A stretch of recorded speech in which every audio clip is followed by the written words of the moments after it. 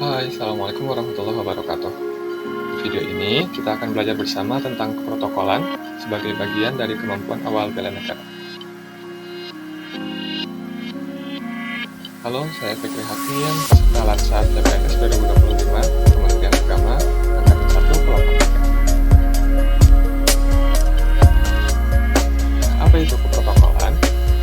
Berdasarkan Undang-Undang Nomor 9 Tahun 2010, keprotokolan adalah serangkaian kegiatan yang berkaitan dengan aturan dalam acara kenegaraan atau acara resmi yang meliputi tata tempat, tata upacara, dan tata penghormatan sebagai bentuk penghormatan kepada seseorang sesuai dengan jabatan dan atau kedudukannya dalam negara, pemerintahan, atau masyarakat.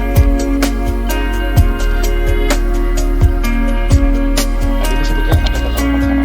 Emangnya ada upacara apa saja? Di sini disebutkan ada 4 jenis upacara. Yang pertama, ada upacara bendera pada acara kenegaraan, upacara bendera pada acara resmi, dan upacara bukan upacara bendera. Lalu ada tata tempat. Apa itu tata tempat? Dalam pasal 1 ayat 7 Peraturan Pemerintah Nomor 62 Tahun 1990, tata tempat adalah aturan mengenai urutan tempat bagi pejabat negara, pejabat pemerintah, dan tokoh masyarakat tertentu dalam acara kenegaraan atau acara resmi. Setidaknya ada 3 aturan dasar tata tempat. Aturan lengkapnya kita bisa cek di Undang-Undang Nomor 9 Tahun 2010. Aturan dasar yang pertama adalah urutan paling pertama adalah orang yang mempunyai jabatan tertinggi. Kemudian yang kedua, jika menghadap meja, tempat utama adalah yang menghadap ke pintu keluar. Sedangkan tempat terakhir adalah tempat yang paling dekat dengan pintu keluar. Dan yang ketiga, jika berjajar, tempat yang terhormat adalah tempat paling tengah, tempat sebelah kanan luar, karena pada umumnya posisi kanan selalu lebih terhormat dari posisi sebelah kiri. Dan jika genap, maka posisi yang paling utama adalah di sebelah kanan kedua. Jika sebelahnya ganjil, maka posisi paling utama adalah posisi yang berada di tengah. Contoh tata tempat posisi berdiri. Jika dalam posisi berdiri, dan jika kita sedang berjabat tangan, maka pimpinan datang dari arah sebelah kanan.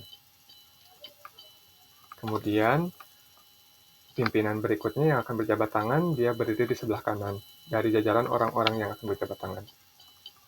Dan apabila tidak berjabat tangan, maka kita kembali ke aturan dasar, posisi paling utama adalah di tengah bila jumlahnya ganjil. Jika jumlahnya genap, maka posisi paling utama adalah di sebelah kanan kedua. Ini contoh tata tempat posisi berdiri. Bisa kita lihat bahwa Pak Presiden Prabowo sebagai pejabat tertinggi sedang berjabat tangan dengan beberapa pejabat lainnya. Beliau berada di posisi paling awal. Kemudian diikuti oleh Wakil Presiden. Kemudian ketika menyampaikan pidato kenegaraan, Pak Presiden Prabowo berada di tengah, sedangkan di samping kanan dan samping kirinya ada pejabat-pejabat lainnya. Yang berikutnya adalah contoh tata tempat posisi duduk. Posisi duduk kita bisa gambarkan ada 2 bentuk, yaitu yang pertama bentuk U, atau biasa disebut letter U, kemudian bentuk meja bulat. Contoh tata tempat posisi duduk. Bisa kita lihat dalam bentuk letter U ada di sebelah kiri, pemimpin rapat atau pejabat paling tinggi berada di posisi tersebut. Kemudian jika dalam lingkaran, pejabat posisi tertinggi ada di tengah-tengah. Yang berikutnya adalah contoh tata tempat pertemuan, atau biasa kita sebut sebagai teater atau konferensi. Sehingga pejabat tertinggi berada di posisi depan. Jika jumlahnya genap, seperti dalam contoh ini, maka beliau berada di posisi kanan kedua.